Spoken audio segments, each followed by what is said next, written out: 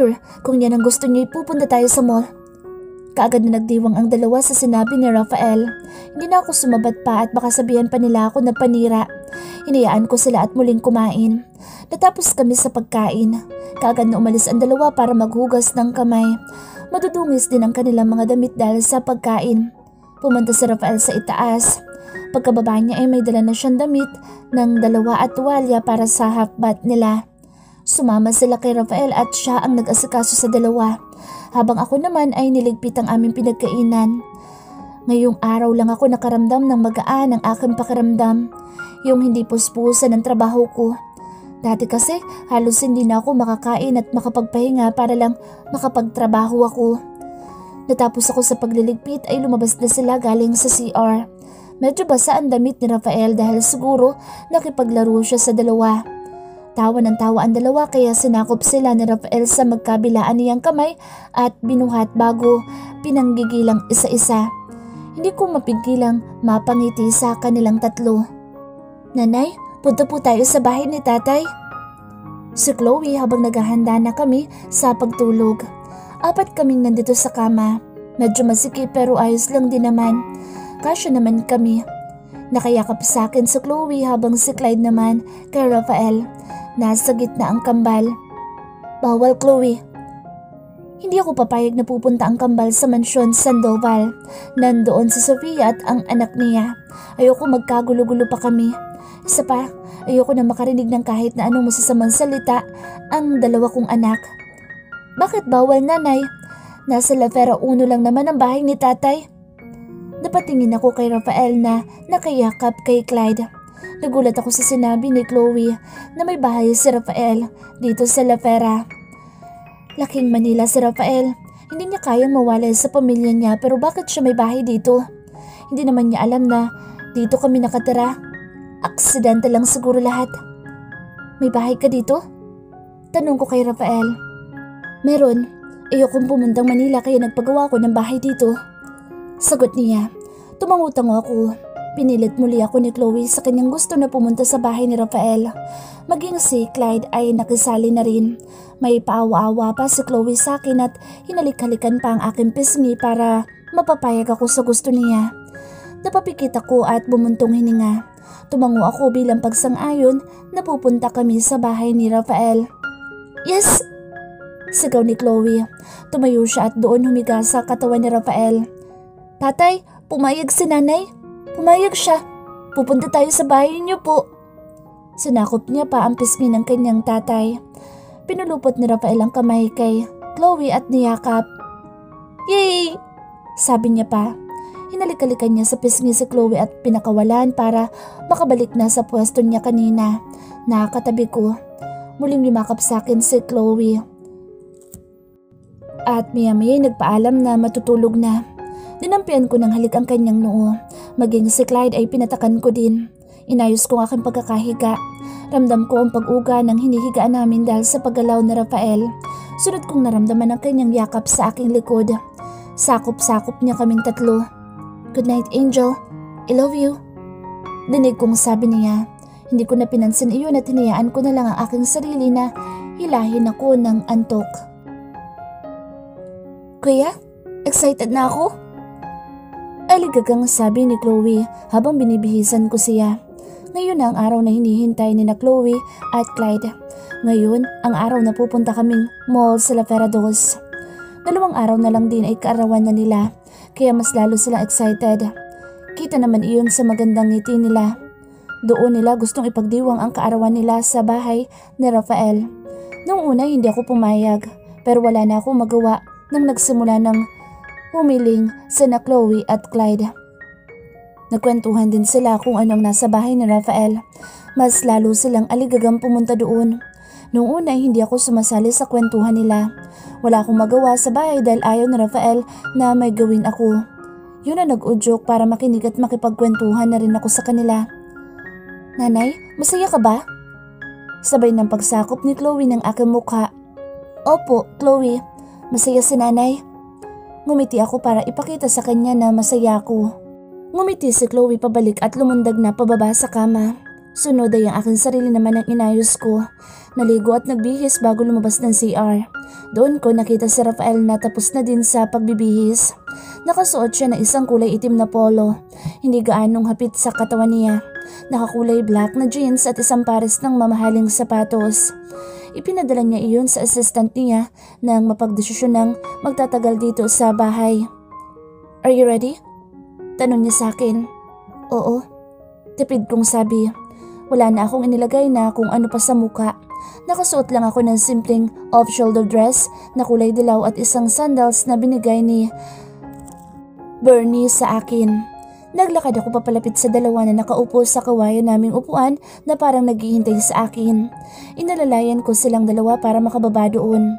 Hinigit ng kamay ko ang shoulder bag sa gilid nila at tsaka ko isinuot. Sabay kaming lumabas ng bahay. Medyo natigilan ako nang maramdaman ko ang kamay ni Rafael na pumulupot sa aking bewang. Pero mas nakuha ang atensyon ko ng mga taong nasa labas ng bahay namin. Kaya aga-aga. Umiling ako't pumasok na sa loob ng sakyan ni Rafael. Nasa kahabaan kami papuntang Isla Ferados.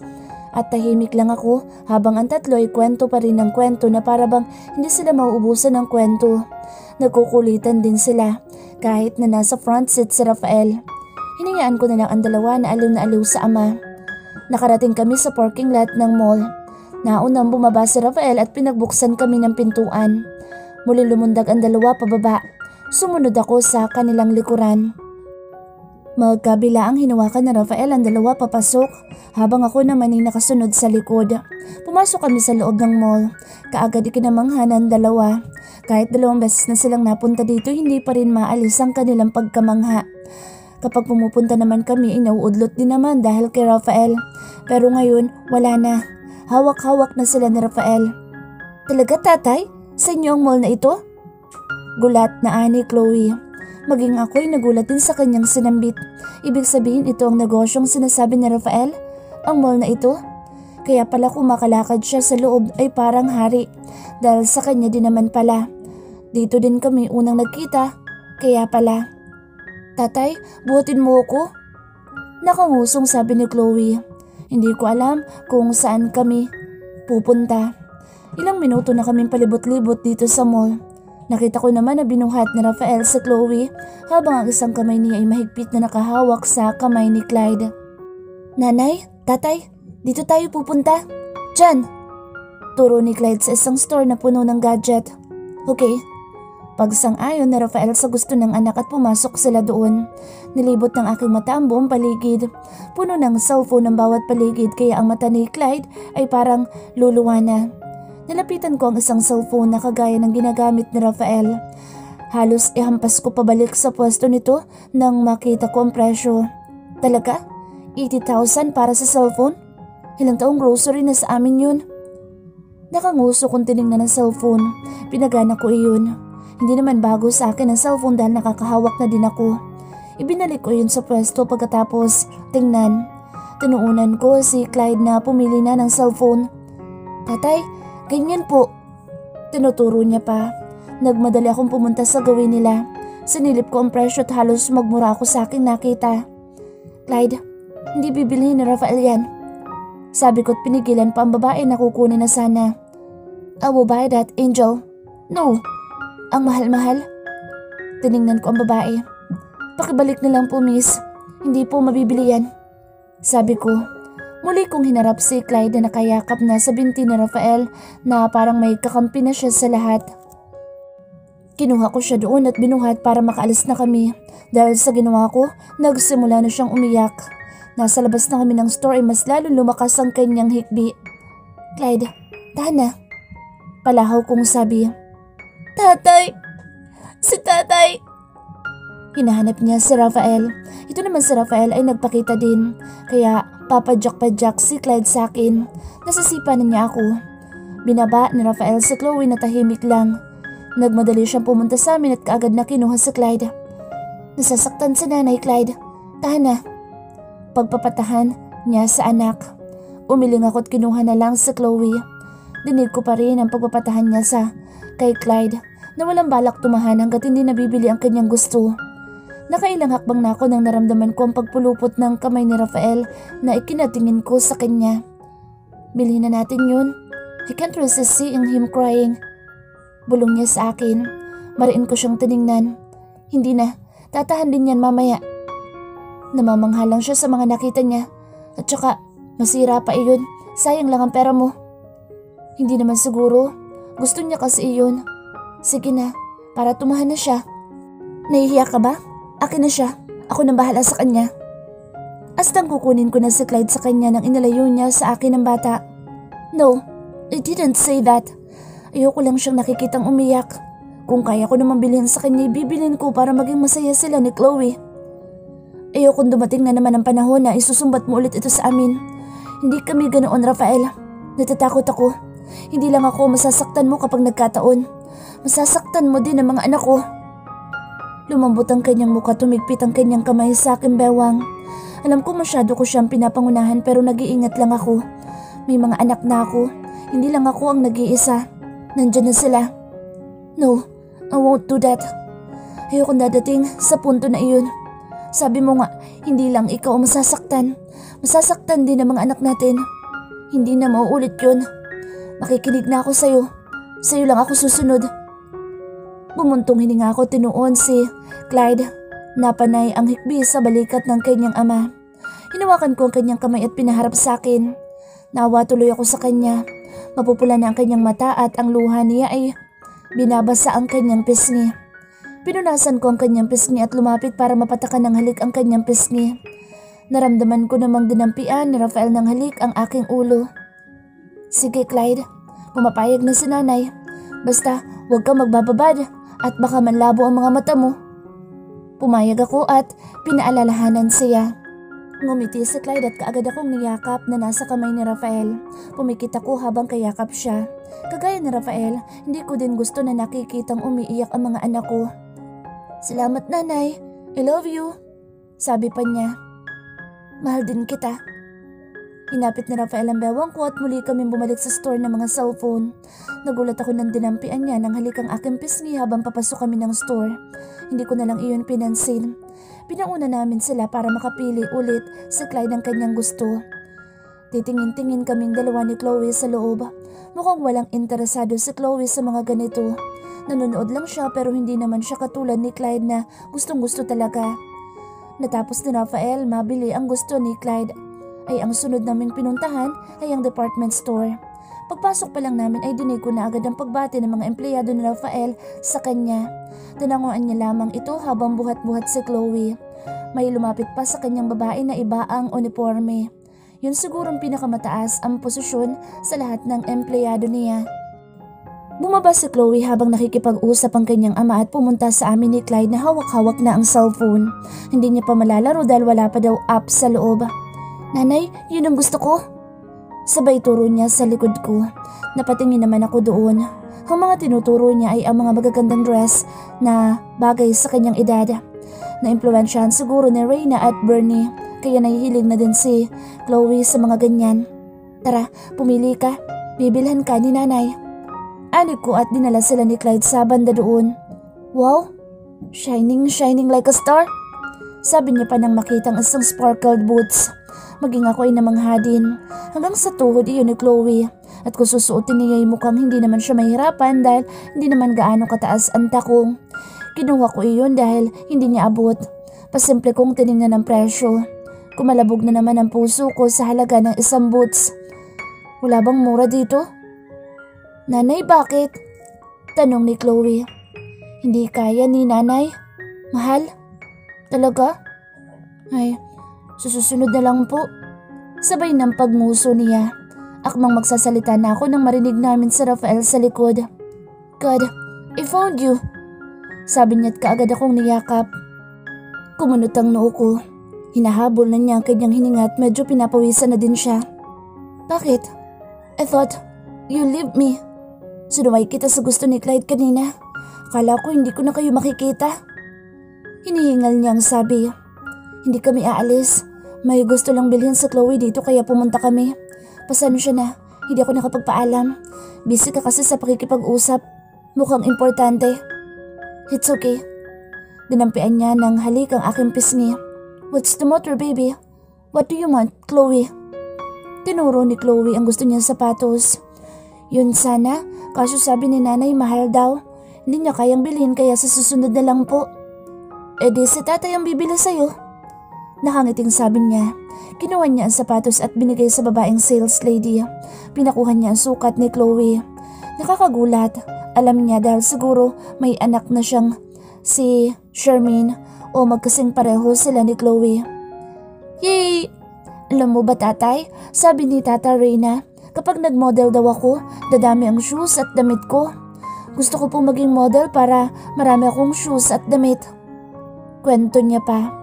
Kinuha muna ni Rafael ang sapatos na ibinigay sa kanya ng sales lady at binuksan bago lumuhod sa harap ni Chloe. Talaga? Gusto mong maging kagaya ni Reyna? Pwede naman pero wag ka lang gagaya sa ugali niya. Nakangising sabi niya. Napakagat ako ng labi para mapigilan ang aking tawa. Simula dati bully siya sa mga kapatid niya. Natigil lang iyon dahil nalaman ng kambal na may relasyon kami. Walang magawa si Rafael kundi sundin ang gusto nilang dalawa dahil kung hindi, tapos kaming dalawa. Pero mabuti naman dahil masunurin ang dalawa. Akala ko nga dati yun ang magiging dahilan sa paghiwalay namin. Yung pala'y iba. Ipinasuot ni Rafael kay Chloe ang sapatos. Manghang-mangha siya sa kanyang sapatos na suot. May kung ano siyang ginawa na siguro tinuro sa kanya ni Reyna at Bernie. Kaya ang mga tao ay napatingin sa kanya. You look so pretty with that boots, baby. Sabi pa ng kanyang ama. Bibong nag-flying kiss si Chloe sa ama.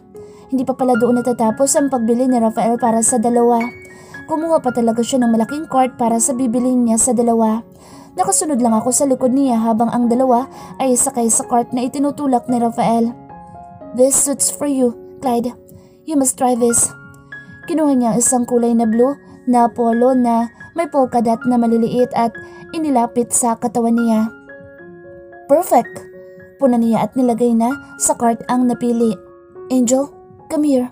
I want to hear your advice about these two babies. Hinigit niya ang kamay ko papalapit sa kanya nang makalapit at pinulupot niya ang kamay niya sa bewang ko. Nilibot pa namin ang buong department store. Turo ng turo si Chloe sa kanya mga gusto. May shoes, may bag at marami pang iba na hindi naman niya magagamit. Itong si Rafael, hala, okay lang ng okay kay Chloe. Ibang-iba talaga sila ni Clyde. Ngayon si Clyde naman ang walang pakialam. Tango lang siya sa mga napipili ni Rafael. Tama na yan. Madami na. Malapit nang mapuno ang cart. Nakangusong sabi ko.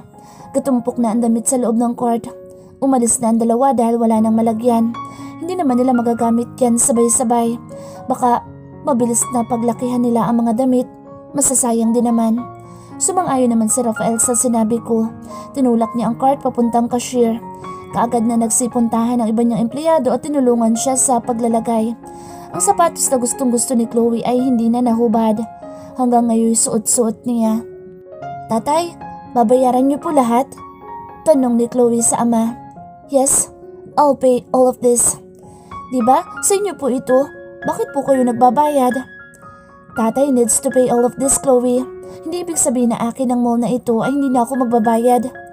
Sagot ni Rafael sa inosenteng tanong ng anak. Sabay ng kanyang pagtango. Sinulit namin ang buong araw sa loob ng mall na pinag-aari ni Rafael. Naglaro din sila sa sikat na arcade. Hindi magkanda o gaga si Clyde at Chloe habang nakasakay sa gumagalaw na laruan. Naglaro din sila sa claw machine. Nakakagulat lang dahil marunong dumiskarte si Rafael kaya nakalimang stop toy siyang nakuha. Kinuha ko naman ang cellphone ni Clyde na binili sa kanya ni Rafael. Parehim ko silang kinuha na litrato habang nakadikit sa kanilang mga labi ang matatamis nilang ngiti. Masaya nilang chinichir sa Rafael na makakuha ng isa pang stuffed toys. Nagsilundagan sila nang nagtagumpay si Rafael sa pagkuha ng stuffed toys. Natawa naman ako. Napakagat ako ng labi nang maramdamang kumuha ako ng litrato at dinig na dinig ang pagtawa ko. Tatay, uwi na po tayo sa bahay niyo. Pagod na ako. Pinaypayan pa ni Chloe ang kanyang sarili. Binuhat niya si Chloe at pinunasan ng pawis gamit ang kanyang malapad na kamay. Pagod na pagod ang Chloe ko ah. Nag-enjoy ba ang prinsesa ko? Opo tatay, masayang masaya ako. Sabay halik pa sa kanyang ama. Hinanap na Rafael ang isa niya pang anak at tinanong din, kagaya ng tinanong niya kay Chloe. Opo tatay, salamat po. Magalang na sabi ni Clyde. For my babies. Isa-isa niyang hinalikan ng dalawa. Sana mas lalong gumanda ang susunod na mga araw. Yung masaya kami. Walang sakit at bigati kundi saya at pagmamahalan lang sa isa't isa. Sana nga talaga totohanin na Rafael ang lahat ng salitang binitawan niya. Kapag nagkataon, baka mabigyan ko pa siya ng ikalawang pagkakataon. Wow! Ganda! Dinig sa boses at kita sa mukha ni Chloe ang pagkamangha nang makita ang malaking gate na nasa tapat namin ngayon. Dito pa lang kami sa labas ay tanaw na magkarbong bahay ni Rafael dito sa La Fera Uno Village.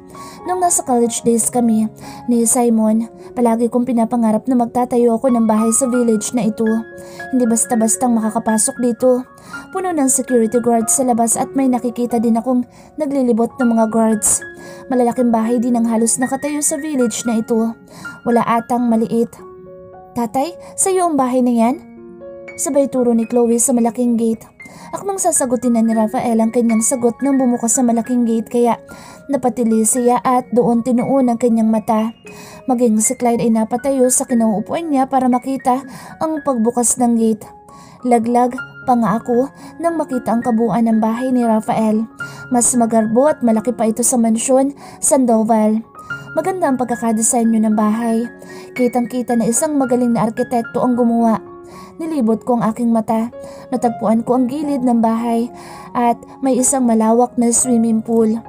Ibinalik ko ang aking tingin sa dalawa na sa swimming pool din nakatingin ngayon. Sa ilang taon nila sa mundo hindi pa sila nakakatampisaw sa swimming pool.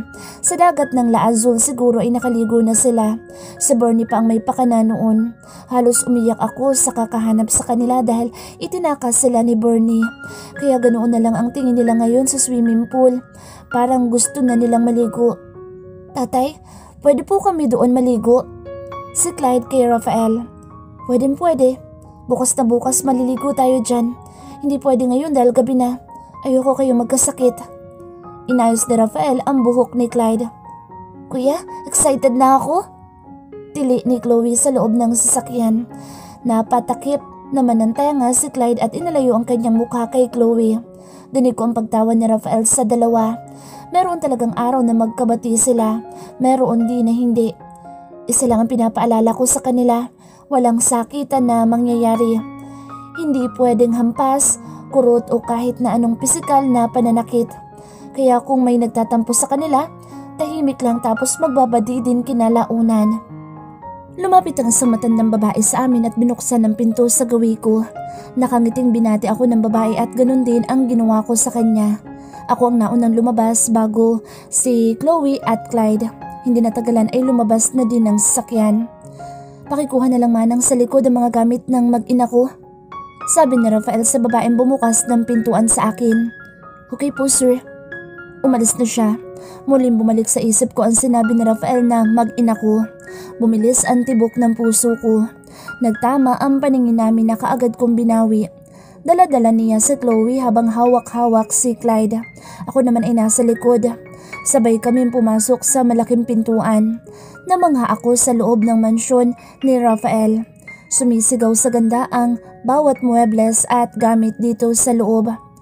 Sinundan ko si Rafael papunta sa itaas, habang ang aking tingin ay nasa ibaba pa din at tinitingnan ang paligid. Dahil doon ay hindi ko na malaya na nasa taas na pala kami at walang hagdan, kaya natapilok ako. Mabuti na lang at mabilis na nakuha ni Rafael ang bewang ko. Hindi ako natuluyan sa sahig. Be careful, Angel. Dinig kong sabi niya. Isang tango lang ang itinugon ko sa kanya at naiilang na ngumiti. Muli kaming naglakad. Hawak-hawak ko na si Clyde at nakapulupot na ang kamay ni Rafael sa bewang ko. Pumasok kami sa isang silid na halos lahat ay disenyo'y pambata. Mukhang pinasadya ni Rafael ang silid na ito para sa dalawa. Malawak ito. Mas malawak pa sa silid namin sa bahay. Aligagang bumaba si Chloe mula sa ama. Agad na tumakbo siya papunta sa isang mini castle na medyo malaki. Pinalandas niya ang kanyang kamay doon. Nilibot niya ang parte at may nakita siyang ikinatili niya. Nanay! Ito yun! Ito yun! Sunod-sunod niyang bigkas habang hawak-hawak ang isang laruan na gustong-gusto niya noong nasa mall kami, noong pumunta kami. Hindi ko kaya ang laruan na iyon, kaya sabi ko ibabalikan na lang namin sa kaarawan nila para mabili namin. Pero hindi natupad dahil sa mga sumunod na nangyari.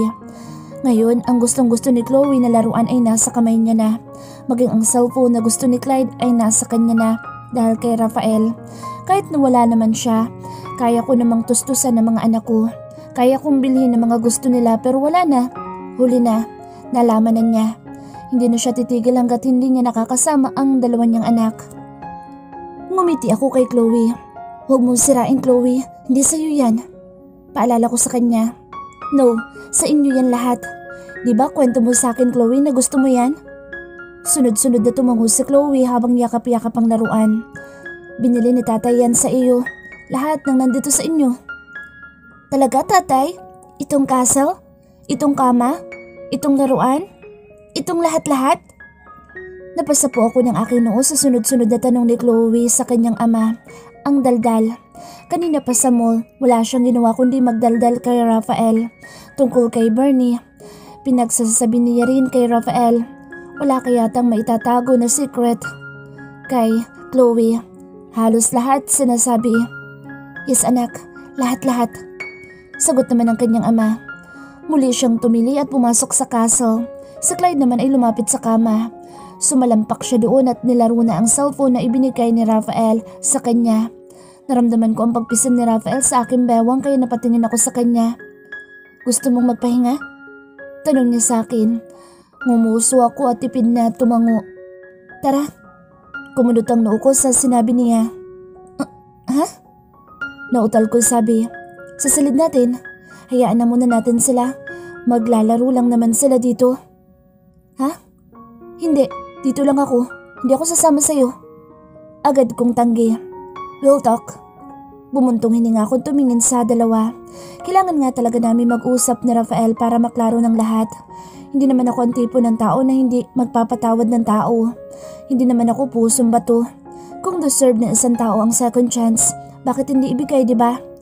Yun lang ang kailangang isipin ng mabuti. Nasaktan na ako ng isang beses. Ayoko nang maulit pa. Tumango ako sa kanya at nagpaalam kami sa dalawa na busy din sa kanilang ginagawa. Iginaya niya akong papalabas sa silid ni na Chloe. Sa hindi kalayuan, nandoon na din ang sinabing silid ni Rafael. Pinauna niya akong pumasok. Kalabog ng dibdib ko ang namuhay sa akin buong katawan. Kinakabahan ako. Hindi ko alam kung bakit. Ganito naman kami ni Rafael dati. Pero dati iyon. Nag-iba na ang kalagayan ngayon. Anong pag-uusapan natin? Sambit kong kinakabahan. Pinaupo niya muna ako sa kama. Maging siya'y umupo din. Gusto lang kitang makasama. Masolo. Kapag nandiyan ang dalawa na sa kanila parating attention mo. I know they are my children but sometimes I felt jealous. Ano? Sabay iwas ng aking paningin. Ang kambal pinagsasalosan? Grabe naman. What I mean is, never mind. Ewan ko sa'yo, Rafael. Bakit ka nagkakaganyan? Hindi bagay sa'yo. Parati kang galit dati eh. At sinabayan ko pa ng pagtawa. Kita ko ang pagseryoso ng kanyang mukha kaya natigil ako. Tumikhim ako't inayos ang aking mahabang buhok. Naiilang na itinaas ko ang aking tingin para makita siya. Wala ba tayong pag-uusapan? Baka hinahanap na ako ng mga anak ko. Hindi ko inaasahan na mas lalo niyang idinikit ang kanyang katawan sa akin. Sinakop ng dalawa niyang kamay ang aking katawan at dinikit din niya ang kanya. Niyakap niya ako habang ang kanyang mukha ay nakatago sa aking balikat. Just for a minute. Ako muna. Dinig kong bulong niya. Dahil sa gaan ng pakiramdam ko tuwing niyayakap niya ako, hinayaan ko siya. Hinayaan ko siya na yakapin ako. Hindi pa naghihilom ang sakit ng kahapon. Ang lahat ng pinagdaanan ko, lahat ng paghihirap ay nakaukit pa rin sa puso ko pero sa tuwing kayakap ko ang taong gumawa noon ay gumiginhawa at napapanatag ako. Siya mismo ang dahilan ng aking pinagdaanan, pero pakiramdam ko, siya din ang magbubura ng lahat ng sakit na iyon. Mahal ko pa din siya. Gustuin ko man na burahin siya sa buhay ko ay hindi ko magagawa dahil bubuntot pa din siya dahil sa mga anak namin. Kung ang anak namin ang dahilan kung bakit siya bumalik sa buhay ko, bakit siya ganito sa akin? Mahal niya ba talaga ako? Madaming tanong na bumabagabag sa isip ko pero si Rafael lang ang makasasagot ng lahat. Tapos na? Tanong ko nang mamalaya na matagal na siya sa pagkakayakap. Another few minutes. I miss hugging you so bad. Hug me back. I miss your hug.